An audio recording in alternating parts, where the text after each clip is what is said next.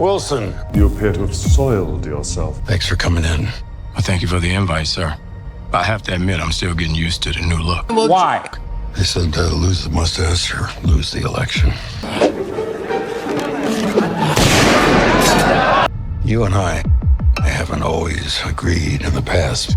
Flashback. Mr. Secretary. The world's on fire. And you think all's forgiven? I'm not looking for forgiveness. And I'm way past asking permission. And if you want to stand in our way, we'll fight you too. Arrest them. Nah, it'll be fine. But I want to make another run at making Captain America Great again! And if we disagree on how to manage this situation, then what happens? I don't care. There is no tomorrow! There is no tomorrow!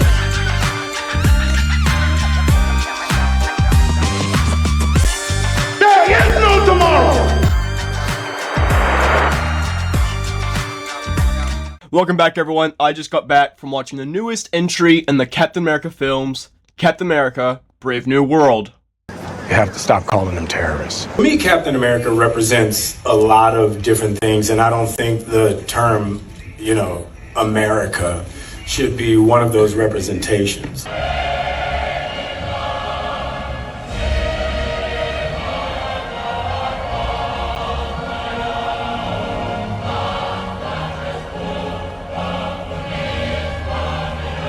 Okay, let's just go through the plot, idiot explain style. Oh, and yeah, spoilers beware. Duh.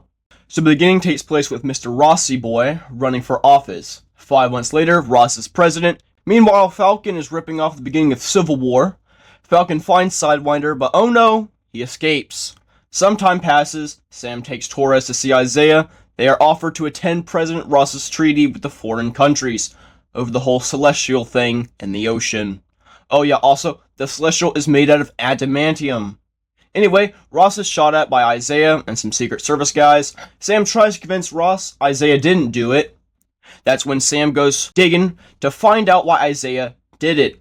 That leads him to discover the leader. The leader describes his master plan of Blue Sky Song and his plan for Ross. Sam tries to get him, but he loses him. Politics stuff. Eventually, Ross loses relationships with Japan. The leader uses his brain control thing to control the pilots. They attack the Japanese ships. Sam solves it, but they recreate the scene from Civil War where Rhodey falls down, but this time it's Torres. He survives because he's the new Falcon. Anyways, all is good, and the treaty seems to be going good until the leader corrupts Ross.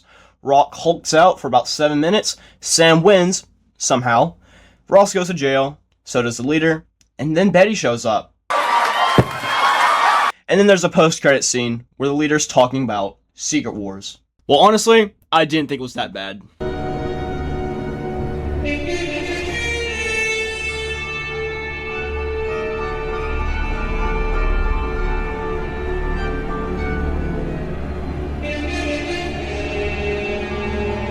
Now, that's not to say it's a good movie, because it definitely is not.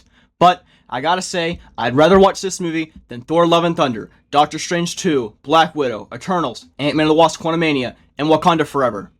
I went into this movie expecting the worst film I had ever seen, but I left feeling meh, wasn't that bad. Anthony Mackie is pretty good. You've got to do better, Senator. Ross, I felt, wasn't half bad, except when he turns into the Red Hulk, which just kind of comes out of nowhere. The plot's fine, however, you can definitely tell that this movie was very heavily edited down. The best way I can describe this movie is like Coca-Cola. It's good when you have it, but when you leave it for a long time and come back expecting it to taste good, but instead it just tastes like watered down Coke.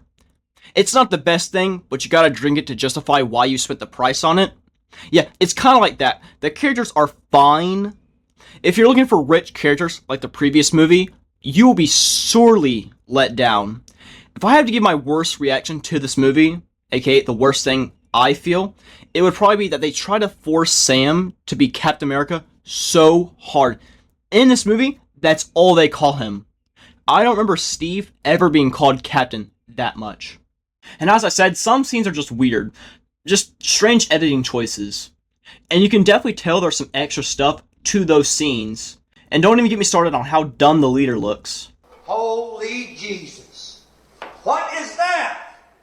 What the fuck is that? Here, look at this picture. Looks pretty comic accurate, right? Now look at this.